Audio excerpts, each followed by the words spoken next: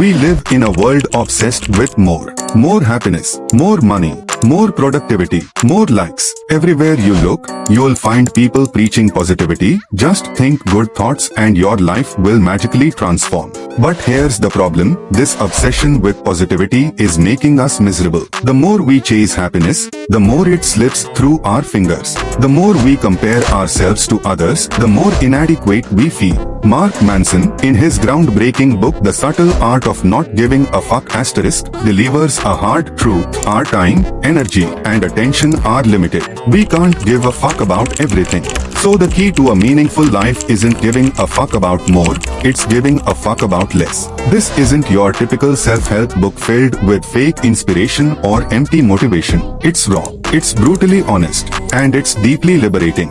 So in this video, I'll take you through the book's core lessons chapter by chapter, explained with stories, examples, and insights you can apply today. By the end, you'll see why learning to stop caring about the wrong things is the most powerful decision you'll ever make. Chapter 1, Don't Try. The book begins with the story of Charles Bukowski, a broke alcoholic and failed poet who spent years being rejected by publishers. He was crude, self-destructive, and anything but a role model. But eventually, a small publisher took a chance on him. His books sold millions, and he became one of the most famous poets of his time.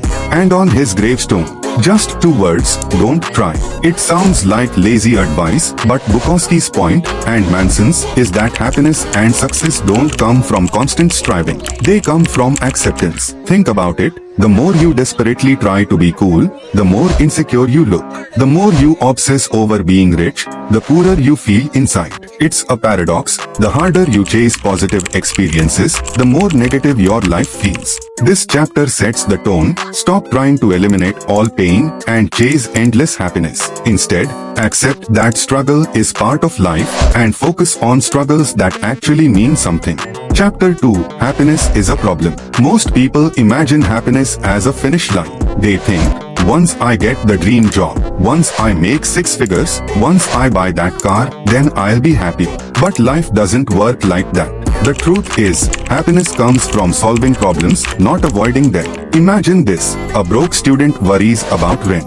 A rich businessman worries about his investments. A celebrity worries about privacy. Everyone has problems. The difference is in which problems they're solving. Happiness isn't about having no problems, it's about having problems you actually enjoy working on. A writer struggles with writer's block, but solving it brings him joy. A parent struggles with raising kids, but solving it gives life meaning. So instead of chasing a problem-free life, ask yourself, what problems am I willing to suffer for? Because that's where your happiness will come from. Chapter 3, You Are Not Special. We've all grown up hearing, you are special. You are destined for greatness. But this constant praise creates entitlement. Everyone believes they deserve success, recognition, or happiness without actually earning it. Manson argues that accepting ordinariness is liberating. Most of us won't change the world. Most of us won't be billionaires or celebrities. And that's okay. When you stop trying to prove you are extraordinary, you free yourself from comparison. You stop measuring your life against Instagram influencers or childhood dreams. Instead, you focus on what actually matters to you. This isn't about low self-esteem. It's about realism. You may not be extraordinary, but you can still live an extraordinary life for yourself, defined by your values. Chapter 4, The Value of Suffering. Here's a tough question. Why do you suffer? We all suffer. But Manson says the real question is whether your suffering has meaning. Because our values determine the quality of our suffering. For example, if your value is wealth, you'll always suffer when you don't feel rich enough, no matter how much money you have. If your value is popularity, you'll always suffer from insecurity because you can't control how people see you.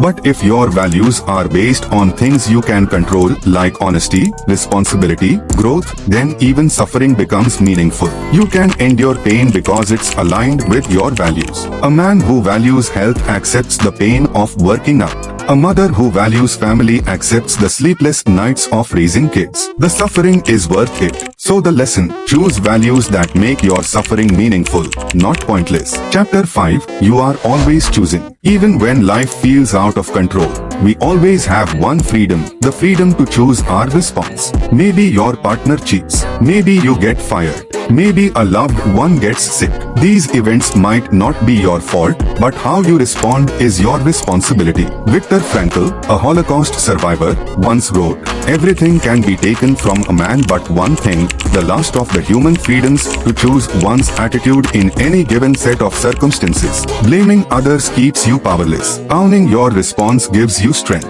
This doesn't mean you control everything, but you always control your reaction, your interpretation, your next step. And that's enough to change your life." Chapter 6, You Are Wrong About Everything. Here's another uncomfortable truth. You are wrong.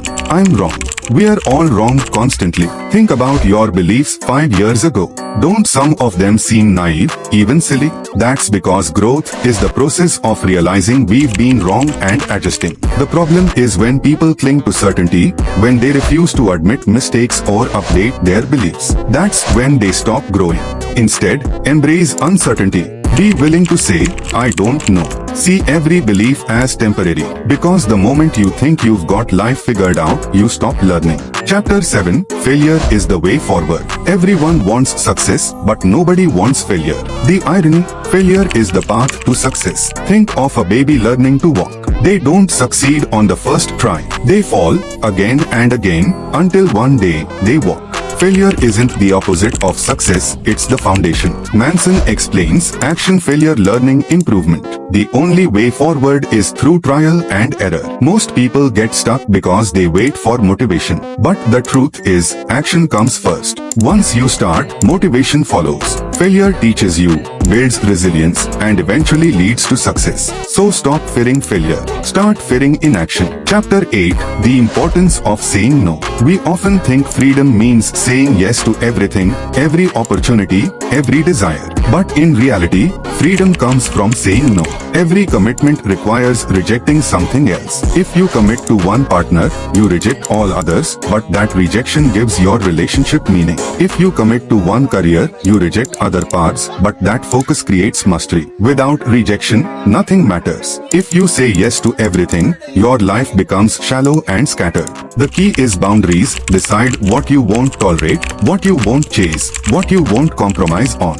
That's how you create meaning. Chapter 9, And Then You Die. At the end of it all, we die. This truth scares most people, but Manson argues it's the most freeing truth of all. Death strips away illusions. It reminds us that time is short. The petty worries, the endless comparisons, the chase for meaningless status, they all fade when you remember your mortality. Instead of fearing death, use it as motivation.